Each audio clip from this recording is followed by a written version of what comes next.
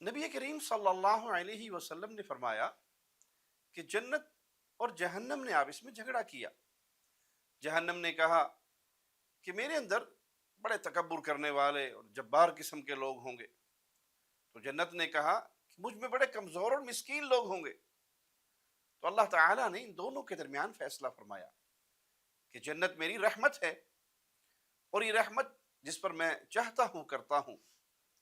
اللہ ہمیں اپنے ان پیاروں میں شامل فرما دے جنہیں اللہ اپنی رحمت سے اپنی جنت عطا فرمائے گا۔ اور جہنم میرا عذاب ہے، جس کو میں چاہتا ہوں اسے اس کے ساتھ عذاب دیتا ہوں۔ اللہ سے دعا ہے اللہ اپنی رحمت سے ہمیں جہنم کے عذاب سے معاف فرما دے۔ اور اللہ تعالیٰ نے اپنے آپ پر واجب کیا ہے کہ وہ جنت اور جہنم کو بھر دے گا، لیکن اللہ کی رحمت اللہ کے غضب سے وسیع ہے۔ فقراء اور کمزور لوگ جنت میں ہوں گے، کیونکہ وہ حق کو جب پہچان لیتے ہیں اس کی پیروی کرتے ہیں، جبکہ تکبر کرنے والے وہ حق کو ٹھکرا دیتے ہیں۔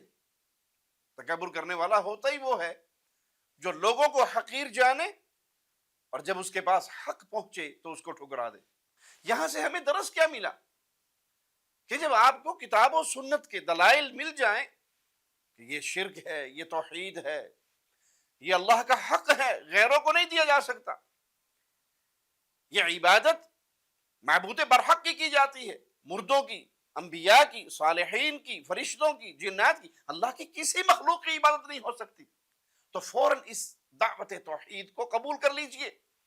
اور اگر آپ شیطان کے راستے پہ چلتے ہوئے اس توحید کی دعوت کو ٹھکرا کر شرک کے راستے پہ چلیں گے تو تکبر کرنے والوں میں شامل ہو جائیں گے، جن کا ٹھکانہ ہمیشہ کی جہنم ہو۔